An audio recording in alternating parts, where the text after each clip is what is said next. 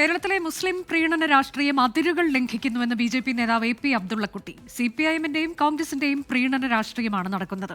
പരാമർശത്തിൽ കുറ്റപ്പെടുത്തേണ്ടത് വെള്ളാപ്പള്ളി നടേശനെ അല്ല എന്നും AP അബ്ദുള്ളക്കുട്ടി പറഞ്ഞു. ഇന്ത്യയിലാകെ കോൺഗ്രസ് പ്രത്യേകിച്ച് കേരളത്തിൽ നടത്തിക്കൊണ്ടിരിക്കുന്ന ഒരു പ്രീണന രാഷ്ട്രീയമുണ്ട്. പ്രത്യേകിച്ച് മുസ്ലിം പ്രീണന രാഷ്ട്രീയം എന്ന് തന്നെ പറയാം. അത് സഹികെട്ടപ്പോൾ അദ്ദേഹം പൊട്ടിത്തെറിച്ച് പറഞ്ഞു എന്നുള്ളതാണ് എനിക്ക് തോന്നുന്നത്.